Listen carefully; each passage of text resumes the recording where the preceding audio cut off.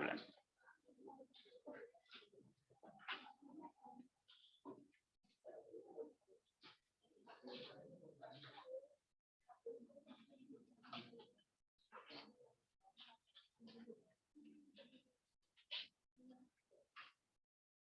Ionic character of covalent bond हम पढ़ने जा रहे हैं। कोवलेंट मॉलिक्यूल जो हैं इनमें पॉजिटिव नेगेटिव चार्जेस आ जाते हैं। जैसे अगर HCl की बात करें तो बताओ HCl में से कौन ज्यादा खींचता और कौन कम? तो Cl gets negative and H gets positive. ठीक है, लेकिन अगर दोनों क्लोरीन है तो कोई पॉजिटिव नेगेटिव नहीं आते क्योंकि दोनों ही एक जितना खींचते हैं। इसका मतलब कोवलेंट बॉन्ड प्योर भी है, कोवलेंट ऐसे भी हैं जिनमें थोड़ा बहुत आयनिक करैक्टर है, क्योंकि पॉजिटिव नेगेटिव का मतलब क्या है? आयनिक करैक्टर। ऐसे कंपाउंड जिनमें थोड़ा पॉजिटिव नेगेटिव आता है, यहां हम इन्हें नाम दे रहे हैं, they are known as polar covalent molecules, जिनमें कुछ ना कुछ क्या होगा? Ionic character. जितना ज्यादा चार्ज आ जाएगा उतना आयनिक करैक्टर क्या हो जाएगा? ज्यादा। लेकिन जिनके ऊपर कोई चार्जेस नहीं आते इन्हें कहा जाता है नॉन पोलर।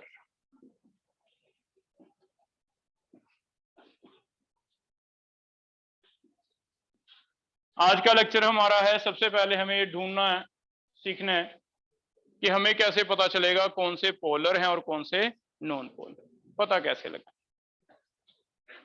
अब अगर पोलर नॉन पोलर का पता लगाना है तो ये वाले मॉलिक्यूल में तो बहुत ही इजी है, इन्हें कह रहे हैं डायटोमिक मॉलिक्यूल। डायटोमिक में चेक करो किसे याद है, एक वर्ड था हेट्रो एटॉमिक, पीरियोडिक में पढ़ा था, एक था होमो एटॉमिक।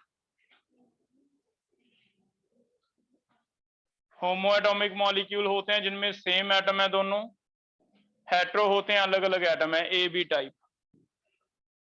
तो होमो एटॉमिक में तो एक जितना ही खींचेंगे क्लोरीन, किसी की भी इलेक्ट्रोनेगेटिविटी ज्यादा या कम नहीं है, अगर एक जितना खींचेंगे तो क्या कोई चार्ज आएगा? तो ये तो होने वाले हैं नॉन पोलर। लेकिन अगर हेट्रो एटॉमिक की बात करें, ये क्या होने वाले हैं? पोलर, क्योंकि एक पे पॉजिटिव है एक पे क्या है? नेगेटिव। लेकिन ये अभी सिर्फ हमें किसका पता चला है? डायटोमिक मॉलिक्यूल का पता चला है कि डायटोमिक मॉलिक्यूल दो तरह के होंगे, एक है होमो एटॉमिक, एक है हेट्रो। हेट्रो वाले पोलर, होमो वाले क्या हैं? Non polar. लेकिन प्रॉब्लम कहां आएगी? हमारे पास मॉलिक्यूल कुछ एक पॉली एटॉमिक भी तो हैं, पॉली एटॉमिक।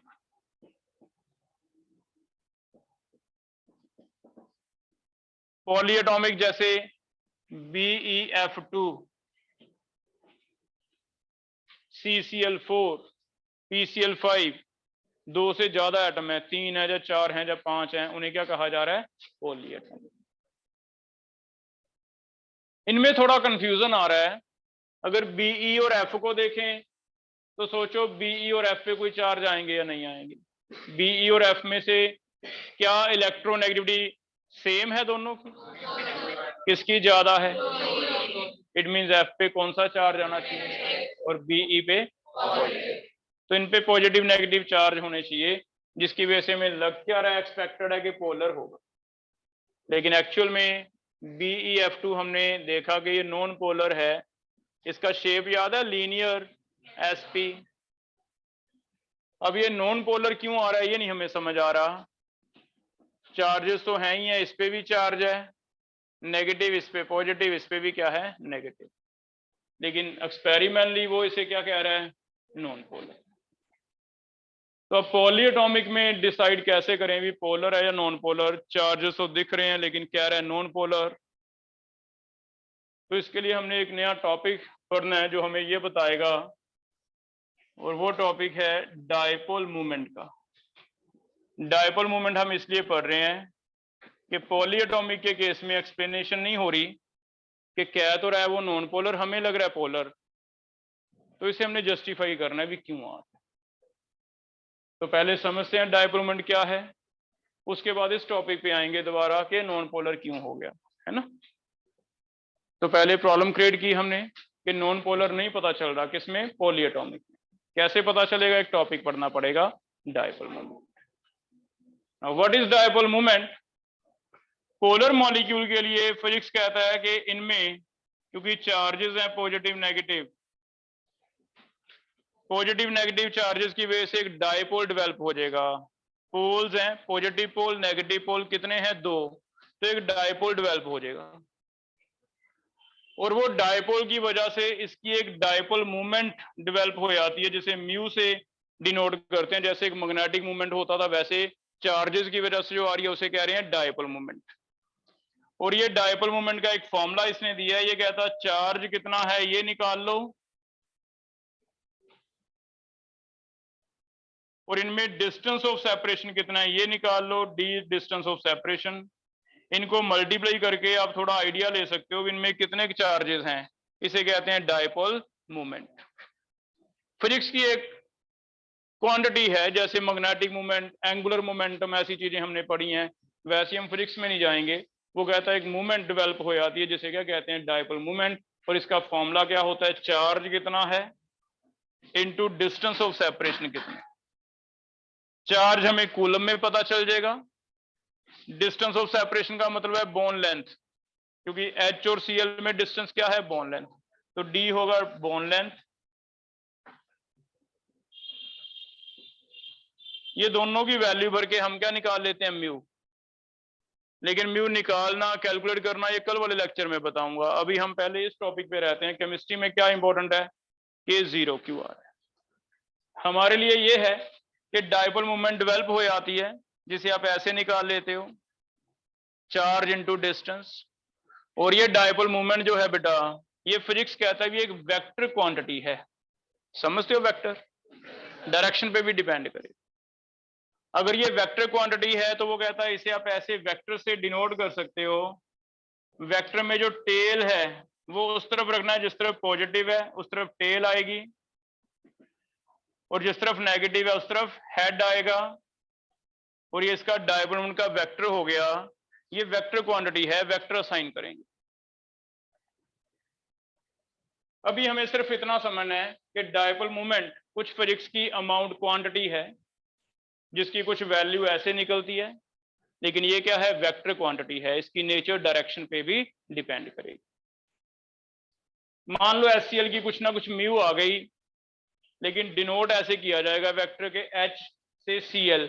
हम मानते हैं भी इलेक्ट्रॉन की डायरेक्शन जो है, इलेक्ट्रॉन कौन खींच रहा है ज्यादा? Cl। तो इलेक्ट्रॉन की डायरेक्शन किस तरफ शिफ्ट हो रही है? Cl की तरफ। जिस तरफ इलेक्ट्रॉन का जा रहा है डायरेक्शन उसी तरफ क्या होता है? एरो का डायरेक्शन। तो H से Cl की तरफ, इधर पॉजिटिव इधर क्या आ जाएगा? नेगेटिव, ऐसे आ जाएगा। अब सिर्फ वेक्टर डिसाइड करके हम पहले ये एक्सप्लेन कर रहे हैं भी पॉलीएटॉमिक जो हैं वो नॉन पोलर क्यों हो रही। तो पॉलीएटॉमिक में नॉन पोलर क्यों हो रहे हैं, इसका एप्लीकेशन ले रहे हैं, एप्लीकेशन ऑफ डायपोल मूवमेंट। ये हमें बताएगा कि पॉलीएटॉमिक पोलर है या नहीं। तो it can help us to distinguish between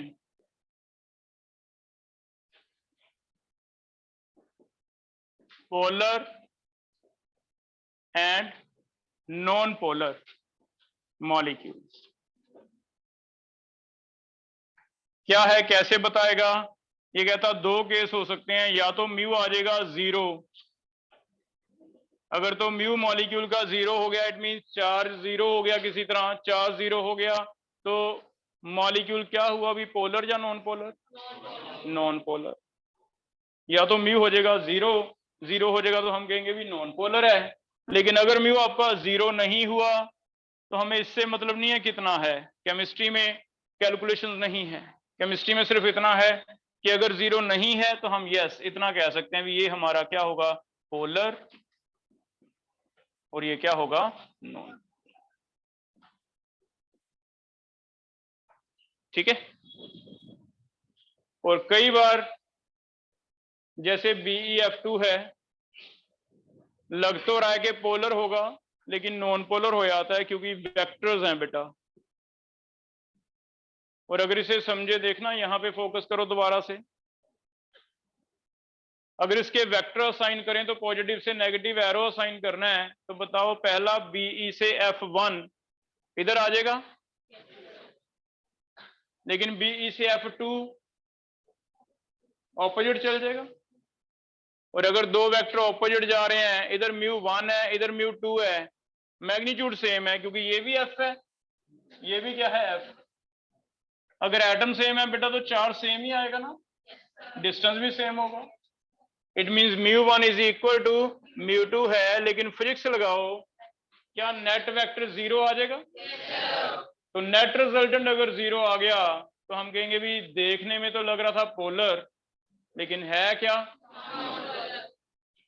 तो नेट वेक्टर 0 आने की वजह से हम एक्सप्लेन कर पाएंगे भी जिनका नेट वेक्टर देखो, अगर नेट वेक्टर सम फिजिक्स लगा के 0 आ जाता है तो फिर वो हो सकता है भी दिखने में पोलर लग रहे हो लेकिन एक्चुअल में क्या है?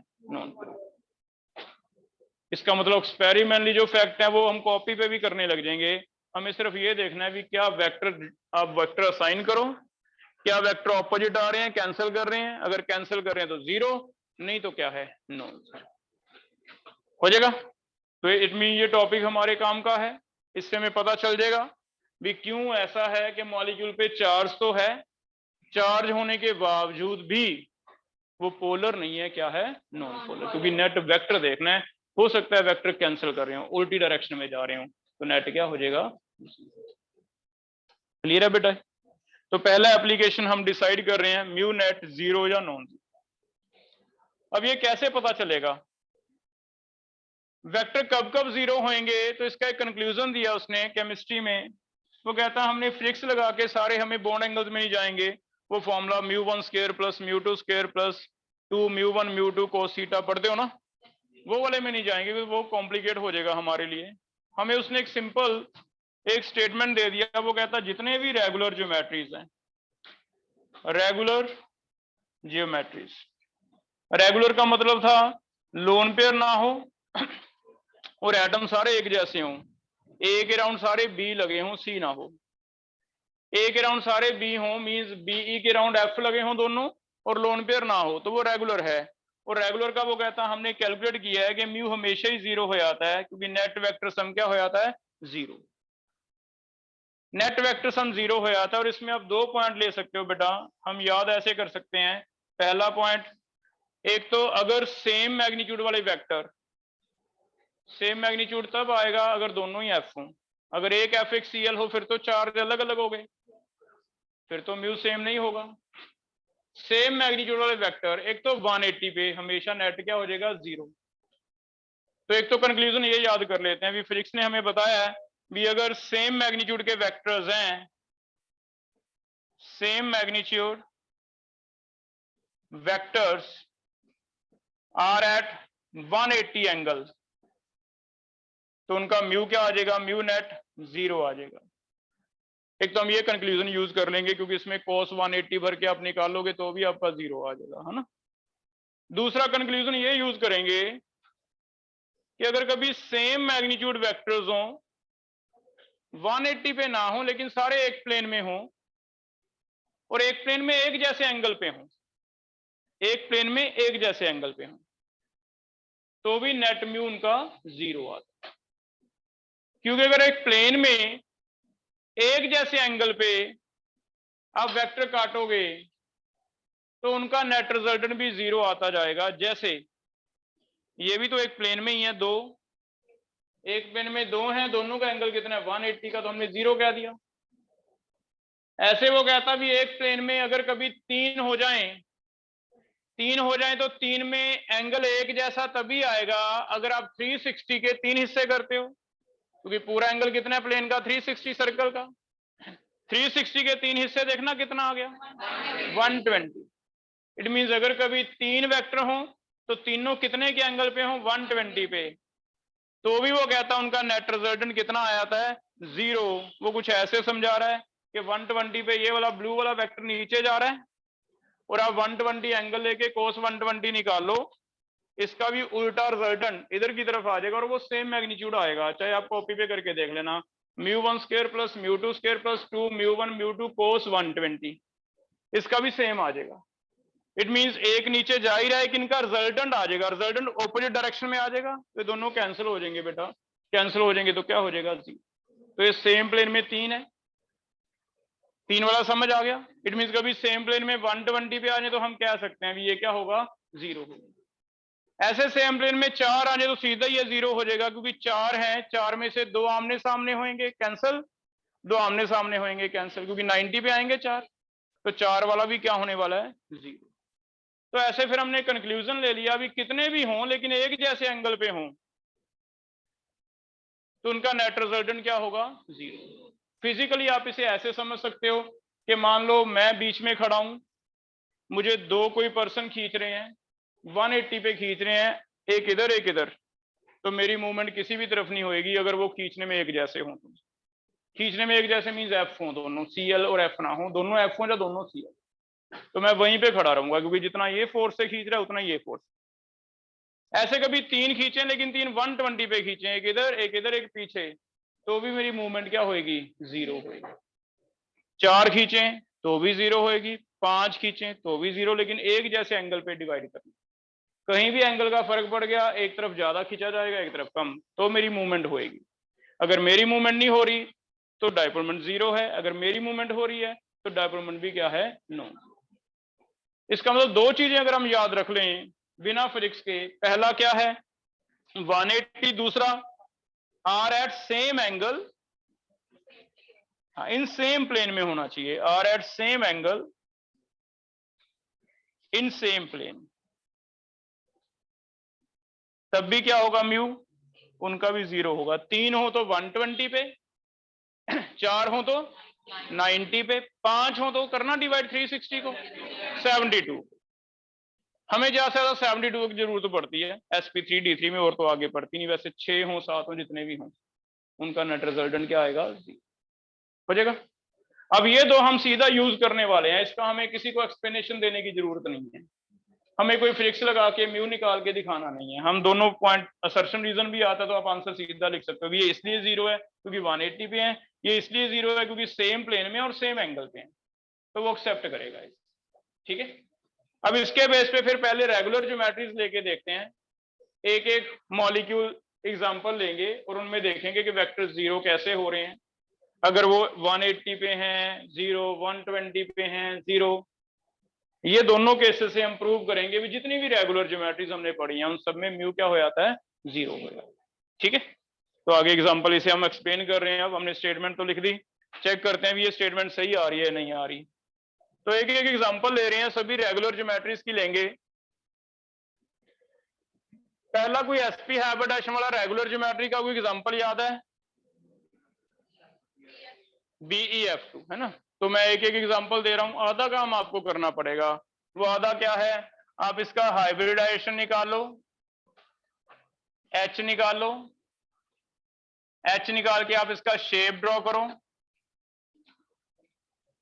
वेक्टर ड्रॉ करके म्यू 0 आ रहा है वो मैं प्रूव कर दूंगा, है ना। तो सेकंड है BF3, थर्ड है CL4, फोर्थ है फिफ्थ है SF6, सिक्स्थ है IF7। आवाज नहीं भी,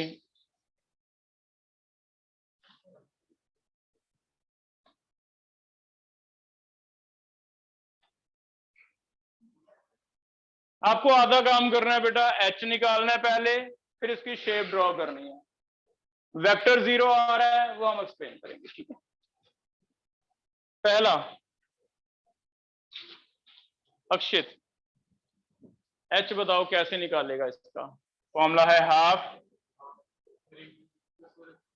बेरिलियम के कितने वैलेंस, 2 + 2, चेक करो भी 2 आ रहा है, 2 का मतलब sp, बैठ जा बेटा, sp का मतलब ऐसे लीनियर ड्रॉ कर दें। हमें बस एक नई चीज ये करनी है कि वेक्टर असाइन करना है, और वेक्टर वैसे तो ऑलरेडी सेम ही होंगे क्योंकि सेंट्रल एटम हमने पढ़ा था लीव स्ट्रक्चर में कि सेंट्रल लेस इलेक्ट्रोनेगेटिव होता है, पेरिफेरल क्या होता है ज्यादा। इट मीन ज्यादा सोचने की जरूरत नहीं है, एरो बाहर की तरफ ही जाएगा। तो इसके अगर 2 एरो लगाएं तो 2 एरो कैसे लगेंगे, एक एफ की तरफ एक इधर एफ की तरफ। तो एक्सप्लेनेशन ऐसे दे दें भी म्यू 0 है, reason 2 vectors are at 180 degree, है ना। तो why B E F two has mu equal to 0, तो answer is because there are 2 vectors of same magnitude at 180 degree, जिसकी वजह से कैंसिल आउट कर देते हैं एक दूसरे को, तो म्यू क्या हो जाता है, 0 हो जाता है। पहला हो गया। ऐसे ही हमने सारे करने हैं एक करके, इससे आपको क्लियर हो जाएगा भी रेगुलर का 0, फिर हम सीधा मल्टीपल करने लग जाएंगे भी रेगुलर है ये तो 0 करो, इररेगुलर वाले देखेंगे किसमें 0 आता है किसमें नहीं, है ना। सेकंड ट्राई कर BF3 का H is equal to half 3 + 3 sp2 आ रहा है, ठीक है। sp2 क्या बनेगा, ट्राइगोनल प्लेनर।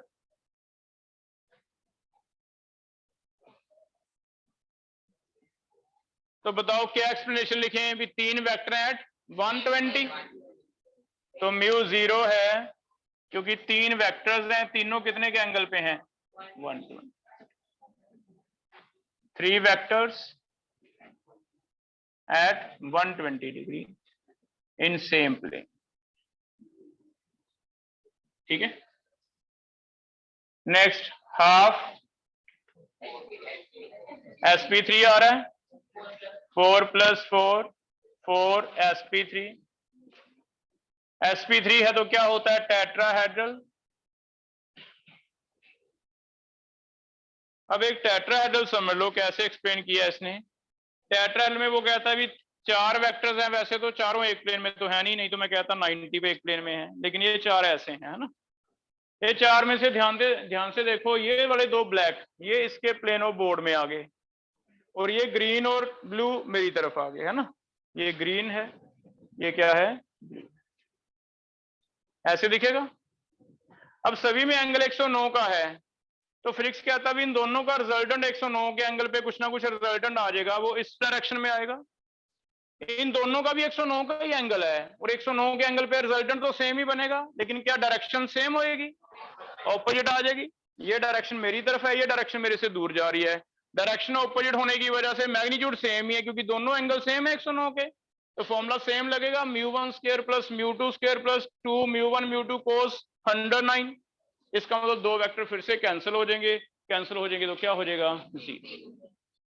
इसलिए हम सीधा आंसर दे देंगे भी टेट्राहेड्रल में भी रेगुलर ज्योमेट्री है, और रेगुलर का कितना होता है, म्यू 0। समझ आ गया। तो इसमें हम 0 लेने वाले हैं।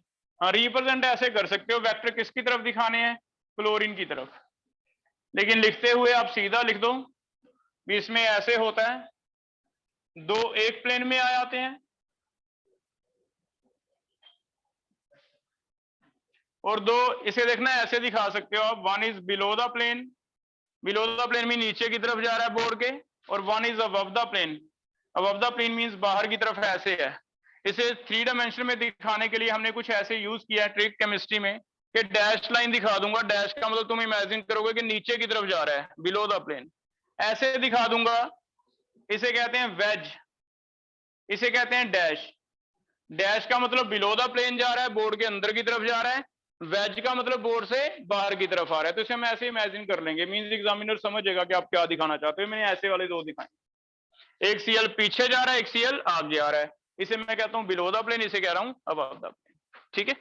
लेकिन इनके वेक्टर तो ऑपोजिट आ रहे हैं ना, और वेक्टर सेम मैग्नीट्यूड के आ रहे हैं, तो इसका नेट रिजल्टेंट इधर आ गया, इसका नेट रिजल्टेंट इधर आ गया, तो नेट रिजल्टेंट क्या हो गए, कैंसिल हो गए, जिसकी वजह से नेट म्यू क्या आ गया, 0। तो टेट्राहेड्रल आप ऐसे रिप्रेजेंट करके दिखा सकते हो, 2 साइड पे दिखा दो, 2 ऐसे दिखाओ, एक बिलो और एक क्या दिखाओ, अबव, ताकि वो समझे भी आप क्या दिखाना चाहते हो जाएगा बेटा। तो टेट्राहेड्रल का भी क्या ले रहे हैं, 0 ले रहे हैं। आगे चले, अब तीनों का 0 हो गया रेगुलर, इट मीन लास्ट पे बस एक सिंपल कंक्लूजन भी रेगुलर है तो 0 है, ठीक है। PCl5 हाफ फास्फोरस के 5 + 5 5 आ गया, sp3d, कोई बताओ इसमें d कौन सा होता था, D X Y Y Z D Z square, X इसके लॉन्ग आता है डी जेड। इसे मैं ऐसे ड्रॉ करूंगा, ऊपर नीचे और 3 यहां पे। अब फिर से 3 सेम प्लेन में है, इसे भी ऐसे दिखाने को दिखा सकते हैं, पीछे की तरफ है, ये क्या है आगे की तरफ। Cl1 एंड Cl2 चेक करो, क्या आप इमेजिन कर पा रहे हो? ये ट्रायंगल दिख रही है आपको? Cl एक पीछे चला गया ऐसे, एक Cl आगे आ गया, एक मेरी तरफ है ऐसे, ठीक है। अब इसे एक्सप्लेन करते हैं। पहले तो ये वाले 3 Cl, ये तीनों कितने के एंगल पे हैं? तो क्या तीनों का नेट रिजल्टेंट 0 आ गया? ये वाले ऊपर नीचे 180 पे, इनका भी क्या आ गया 0 आ गया, तो नेट कितना आ जाएगा 0 हो जाएगा ऐसे। तो हम इसमें ये एक्सप्लेन कर सकते हैं भी Cl1 एंड 2 ये तो 180 पे हैं, 0 3 4 और 5 ये प्लेनर हैं, और एक ही प्लेन में एक जैसे एंगल पे ये भी क्या हो जाता है 0। तो 2 लाइनें लिख देते हैं। पहला Cl1 and Cl2 are at 180 degree, so mu net कितना है इनका 0। Cl3 Cl4 and Cl5 are at 120 degree in same plane, same plane में, तो इनका भी म्यू कितना है 0। तो टोटल नेट म्यू कितना प्रूव कर दिया हमने 0। आगे से सीधा याद कर लेना भी, अगर ट्राइगोनल बाइपिरामिडल है, रेगुलर है, तो उसमें क्या लिख दो 0 लिख, हो जाएगा। जैसे AsF5 आ जाए, मान लो, सोचना As आर्सेनिक F5, तो आर्सेनिक के 5 वैलेंस लेंगे, हाफ आर्सेनिक के 5, क्योंकि नाइट्रोजन फैमिली है, प्लस 5 10 5 sp3d सेम बनेगा। तो हम सीधा लिख देंगे ये तो रेगुलर है तो क्या होगा 0। कभी कहता एक्सप्लेन करो तो ऐसे जैसे मैंने किया, ड्रॉ कर दो, 2 ये 180 पे 0, 3 120 पे 0, ऐसे हो जाएगा बेटा। SF6 हाफ सल्फर के कितने 6 + 6 6 आ गया, sp3d2। क्या इसे ऐसे ड्रॉ करें? F1 एंड F2 चेक करो, क्या कैंसिल कर देंगे? F3 and F4, F5 and F6, हम कहेंगे सभी पेयर्स बन गए जो कितने के एंगल पे हैं 180 पे। तो F1 and F2 180 0, F3 and F4 0, F5 and F6 0। लेकिन अगर एक भी Cl बीच में ऐड कर दें, क्या फिर 0 होगा? ध्यान रहे, रेगुलर का मतलब आपको पहले वेसेपर थ्योरी में भी समझाई थी बात कि एटम भी सेम होने चाहिए, सिर्फ लोन पेयर नहीं, एटम भी सेम होने चाहिए, ठीक है। तो नेट 0 आ जाएगा। एक्सप्लेनेशन क्या है? पहला F1 and F2 at 180, so mu कितना आ गया 0। F3 एंड F4 फिर से एट 180, इनका म्यू क्या आ गया 0। F5 एंड F6 ये भी क्या है 180, इनका भी म्यू कितना है 0, तो सभी का म्यू 0। तो ये भी प्रूव हो गया रेगुलर का। इट मींस एक रह गया, अगर ये भी प्रूव हो जाए फिर तो हम सीधा माइंड में बिठा लेंगे भी रेगुलर है तो 0 है बस, ठीक है। लास्ट वाले का चेक करो, कैसे मर्जी कर दो बेटा, मैंने गलत किया। फिर आगे देखो, sp3d हाफ 7 + 7 7 आ गया, sp3d3। क्या 5 सेम एंगल पे हैं जो एक ही प्लेन में है? तो 5 सेम एंगल पे हैं। F1 F2 कैंसिल हो जाएंगे क्योंकि 180 है, बाकी तुम लिख दोगे भी ये तो सेम प्लेन में है, F3 F4 F5 F6 and F7। बनाने में पेंटागन बनी है, लेकिन they are at 72 degree in same plane. और सेम प्लेन में आपको बताया सेम प्लेन सेम एंगल, कितने भी हो मैटर नहीं करता, वो कैंसिल करें हो जाएगा। तो इसका ऊपर नीचे मैंने F1 F2 लिखे हैं, ऊपर नीचे F1 F2, बाकी पांचों को कैसे भी नंबर दे लो आप, वो 2 से लेके 7 तक यहां रखें, 3 से 7 तक, है ना। तो हम कहेंगे भी पहला point F1 and F2 at 180 cancel out each other, जिसकी वजह से म्यू क्या आता है 0। बाकी सारे सेम प्लेन वाली बात ले लेंगे, F3 F4 F5 F6 and F7 are at 72 within same plane. ये भी क्या हो जाएगा फिर μ0। तो ये हमने प्रूव कर दिया। इसके बाद हमें सीधा मानना है भी अगर कोई रेगुलर है तो वो तो जीरो क्या ही दो। जीरो का मतलब पोलर या नॉन पोलर? नॉन। हो जाएगा बेटा, ट्राई करोगे? इनका ट्राई करना। जीरो आ रहा है मेरे ख्याल में। CO2, SO3, ASF5, मुझे लगता है तीनों का जीरो आएगा, जबकि देखने में F आ रहा है तो लग रहा है भी पॉजिटिव नेगेटिव है।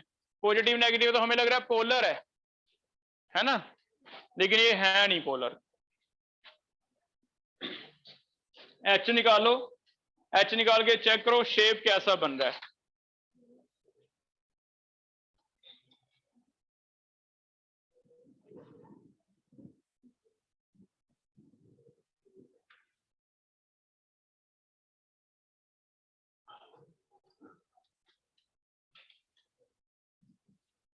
ये वाला लिख लिया इधर इस साइड पे।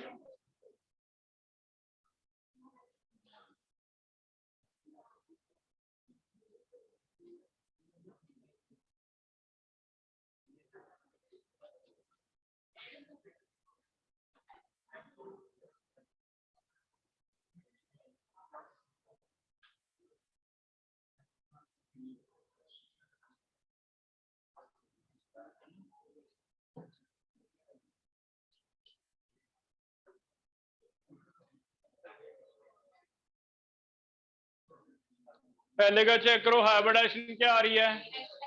SP आ रही है। SP का मतलब लीनियर। लीनियर में फिर दोनों O हैं।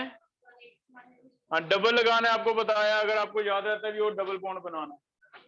वेक्टर 2 दिखा दो, कितने के एंगल पे? 180। हम कहेंगे कैंसिल हो रहे हैं, म्यू क्या आ रहा है? 0। ठीक है, तो इसके बारे में ऐसा भी स्टेटमेंट आएगा, सुनना ध्यान से। कार्बन डाइऑक्साइड के बारे में अगर ऐसा कहा जाए कि कार्बन डाइऑक्साइड में बॉन्ड पोलर हैं पर मॉलिक्यूल नॉन पोलर है, तो क्या ये सही है? फिर से सुनो, bond is polar but overall molecule is non polar. तो बॉन्ड मींस एक सिर्फ इतना हिस्सा, तो हम कहेंगे हाँ इतना हिस्सा तो पोलर है, क्योंकि C पे पॉजिटिव है, O पे क्या है? नेगेटिव। लेकिन नेट क्या है? नॉन पोलर, क्योंकि ओवरऑल म्यू क्या हो गया? 0। तो जितने भी ऐसे मॉलिक्यूल हैं उनके बारे में एक कॉमन स्टेटमेंट मिलेगी कि bonds are in CO2 there are polar bonds but non polar molecule. Bonds क्या है? पोलर, बट मॉलिक्यूल क्या है? Non polar. तो अब एक्सप्लेन कर दोगे भी हाँ पोलर बॉन्ड हो, मॉलिक्यूल नॉन पोलर हो सकता है, क्योंकि नेट म्यू क्या आया था कई बार? 0। अगर वो रेगुलर होगा तो ऐसे। सेकंड का ट्राई करो, क्या रेगुलर है? हाइब्रिडाइजेशन बोलो। sp2 आ रहा है हाफ, सल्फर के 6, 3 आ गया। sp2 रेगुलर है। 120 लिख के म्यू 0 कर देंगे। हम सिर्फ इतना भी लिख सकते हैं भी रेगुलर है 0। ASF5 ऐसे बनेगा, sp3d रेगुलर है, तो रेगुलर है तो हम कहेंगे क्या है? 0 है।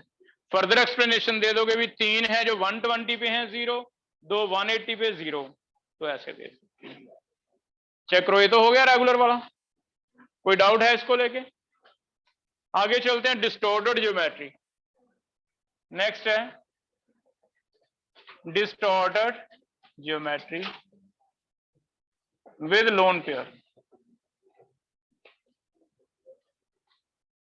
अगर लोन पेयर आ जाता है, जैसे अमोनिया ट्राई करो, स्ट्रक्चर क्या है?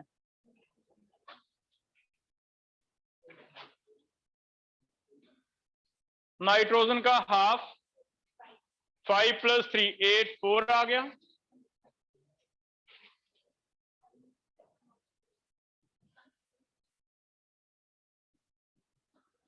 फोर का मतलब sp3। नाइट्रोजन के ऊपर एक लोन पेयर है। 3 क्या है? H।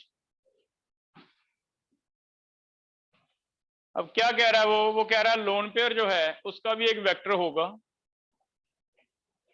वेक्टर होगा क्योंकि लोन पेयर में जो ये वाले इलेक्ट्रॉन्स हैं ये नेगेटिव हैं, कंपैरेटिवली नाइट्रोजन पे देंगे पॉजिटिव, तो हम इसे भी ऐसे वेक्टर असाइन करेंगे। लेकिन प्रॉब्लम क्या है कि mu is equal to Q into D. Q तो है, नेगेटिव पॉजिटिव तो ले लिया हमने, लेकिन डिस्टेंस तो है नहीं ज्यादा, क्योंकि लोन पेयर उसी एटम पे पड़ा है। अगर उसी एटम पे पड़ा है तो कोई बॉन्ड लेंथ तो है नहीं, ऐसा तो नहीं कि लोन पेयर यहां चला गया दूसरे एटम की तरफ। अगर डी है नहीं तो क्या म्यू ज्यादा होगा? तो म्यू के जो अमाउंट है बहुत ही कम होगा। तो लोन पेयर का वेक्टर भी असाइन करना है, लेकिन मैग्नीट्यूड क्या होता है? बहुत कम होता है। इसका मतलब ये हो गया कि लोन पेयर का भी एक वेक्टर असाइन होगा।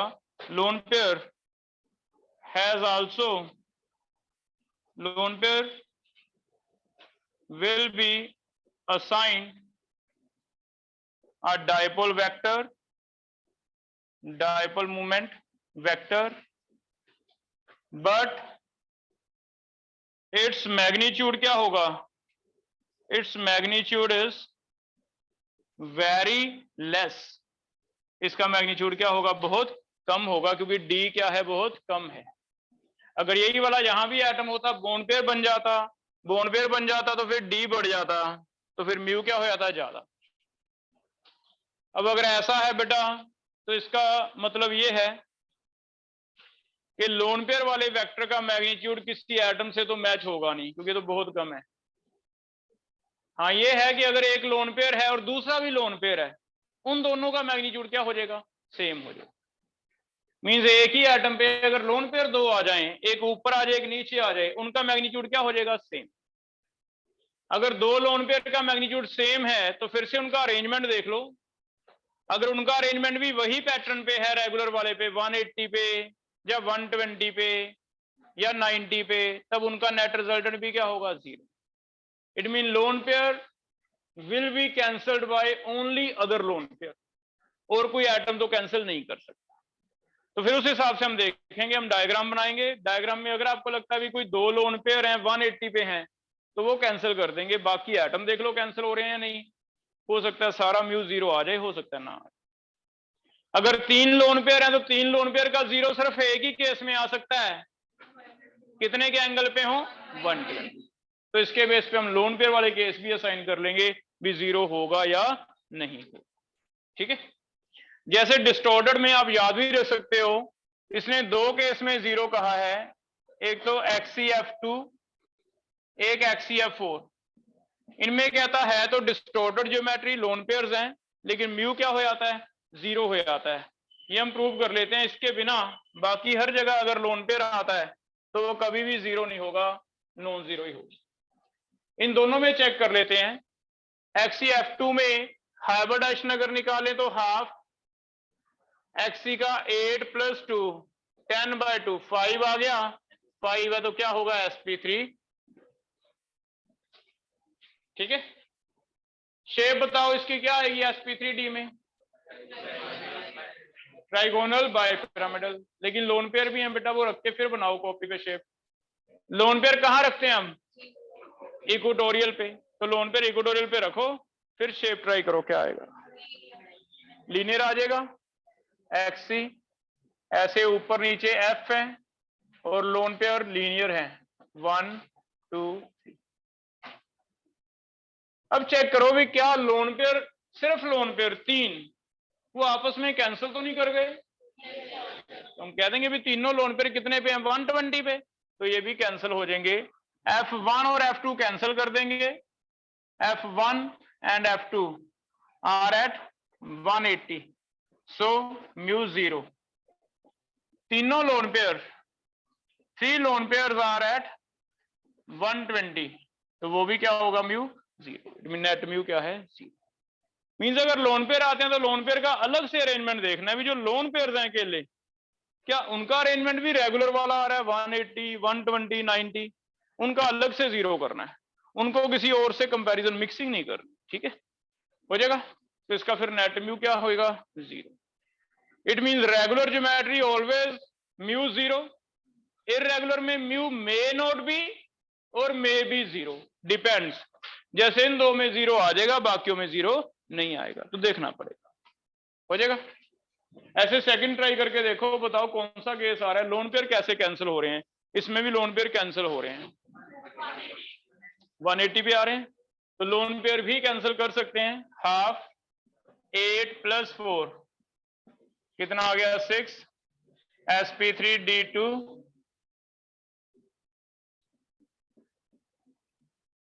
4 एफ हैं, 2 लोन पेयर हैं, लोन पेयर ऊपर नीचे रखते थे हम,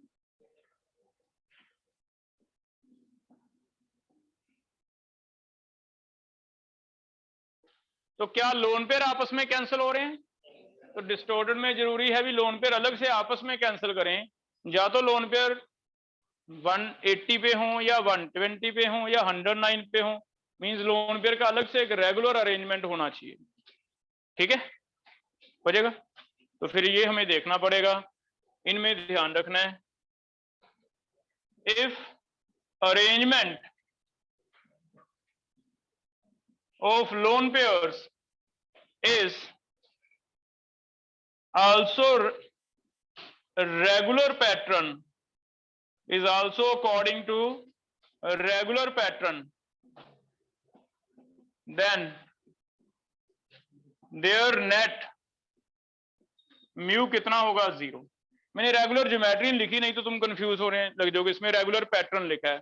रेगुलर पैटर्न का मतलब या तो 180 पे हो या 120 पे हो या सारे के सारे 109 पे हो टेट्राहेड्रल, तो इनमें भी अगर रेगुलर पैटर्न कहीं आ जाता है तो उसे भी आप क्या मान लोगे, इनका अलग से म्यू 0 मान लो, हो जाएगा। तो बस ये 2 चीजों के बेस पे हमने ध्यान रखना है। ये अगर क्रैम कर सकते हो तो बहुत इजी हो जाएगा। भी लोन पेयर वालों में सिर्फ 2 केस हैं, एक तो ये वाला लीनियर वाला जो 0 होता है, एक ये वाला जो 0 होता है, बाकी लोन पेयर वाला कभी भी 0 नहीं होगा, रेगुलर हमेशा 0 होगा ही होगा। रेगुलर हमेशा 0, इरेगुलर में सिर्फ 2 केस छोड़ के ये 2 0 हैं, बाकी सारे क्या हैं, नॉन 0। हो जाएगा बेटा। तो इससे हम पोलर या नॉन पोलर डिसाइड कर, करोगे ट्राई? देखो करके देखो, मॉलिक्यूल दे रहा हूं। Predict polarity in following molecules, polar हैं या नहीं। Predict polarity in following molecules. तो अगर तो रेगुलर ज्योमेट्री है फिर तो सीधा ही लिख दो, अगर इरेगुलर है तो पहले शेप ड्रॉ करो, शेप ड्रॉ करके दिखा दो भी हाँ इसलिए 0 है। ठीक है, पहला SO2, second SO3, third H2O, fourth ammonia, fifth SF2, sixth SF4, 7 SF6। ये ट्राई करो, किन में आपको लग रहा है भी रेगुलर है। रेगुलर है तो सीधा 0, इरेगुलर है तो 2 केस जिसमें 2 लोन पेयर या तो 180 पे देखें या 3 लोन पेयर 120 पे, वो 0 है, बाकी क्या है, नॉन 0। ट्राई करो। H निकालना है, शेप ड्रॉ करनी है, फिर बताना है। पहले आपको H निकालना है, फिर शेप ड्रॉ करनी है, फिर कमेंट करना है कि म्यू 0 है या नॉन 0 है, ऐसे। ठीक है,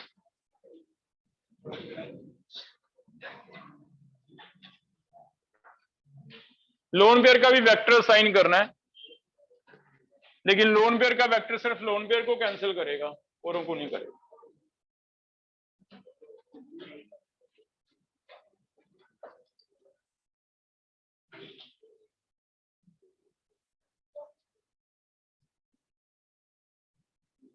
पहले का H sp2 आ रहा है, हाफ 6 + 0 3 आ रहा है sp2। sp2 का मतलब 3 जगह है, लेकिन 3 में से एटम कितने हैं, 2, तो एक क्या होगा, लोन। चेक करो क्या मी 0 हो जाएगा। एक लोन पेयर दूसरा लोन पेयर तो है नहीं कैंसिल के लिए, तो फिर नहीं हो सकता, पोलर है। ठीक है, लेकिन SO3 हाफ 6 + 0 ये भी sp2 है। sp2 का मतलब 3 लाइंस हैं, लेकिन तीनों में चेक करो क्या 3 एटम्स हैं हमारे पास? 3 एटम है तो लोन पेयर नहीं है ना? क्या तीनों एटम सेम है बेटा? हाँ, ये भी ध्यान रखना है, तीनों एटम सेम है तो फिर म्यू क्या हो जाएगा? Regular geometry. अगर तीनों एटम भी सेम नहीं है, एक एटम डिफरेंट है, फिर भी 0 नहीं होगा। एटम भी सेम होने चाहिए, है ना? ऐसे ट्राई करो आगे वाला।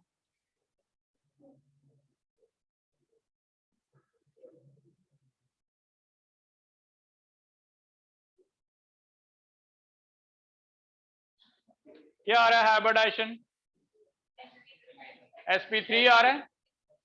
sp3 में एंगुलर शेप आ रहा है। दो लोन पेयर तो हैं, लेकिन क्या दो लोन पेयर 180 पे हैं? अगर दो लोन पेयर 180 पे होते फिर तो 0 हो जाता, लेकिन क्या ये 180 पे हैं? तो फिर ये क्या होगा? नॉट इक्वल टू 0, पोलर होगा। ठीक है, दो लोन पेयर 180 पे आते तब 0 होता, भी ध्यान दे। नेक्स्ट में चेक करो, sp3 आ रहा है। कितने लोन पेयर हैं? 1।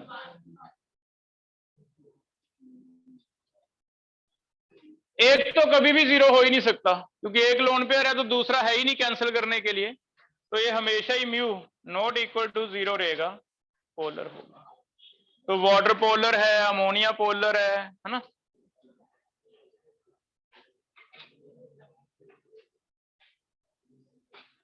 ख्वाहिश, इसका हाइब्रिडाइजेशन बताओ कैसे निकलेगा?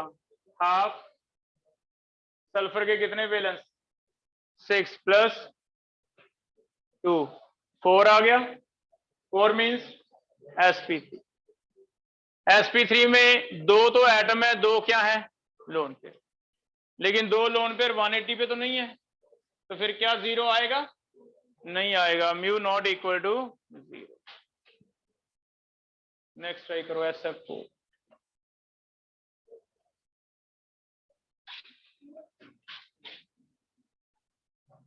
हाफ 6 प्लस 4, 5 आ रहा है।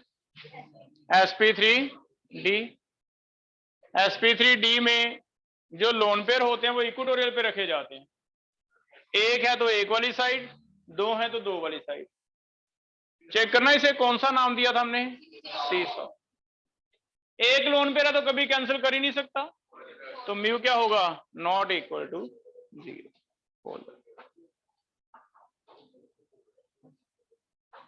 हो जाएगा बेटा। लास्ट एक रह गया sf6, 0 आ जाएगा। sp3d2 आ रहा है और सारे रेगुलर हैं, चाहे सीधा लिखा हो रेगुलर ज्योमेट्री इसलिए 0 है, नहीं तो आप एक्सप्लेन कर दोगे कि आप दो दो करके पेयर 180 पे हैं, जिससे नेट क्या होता रहेगा? कैंसिल होता रहेगा, 0 हो जाएगा बेटा। ठीक है, यहां तक समझ आ गया? ये करके आओ, आगे हम कल कंटिन्यू करें। कुछ और चीजें हैं इसमें वो हम कल पढ़ेंगे। ठीक है, इतना करेंगे।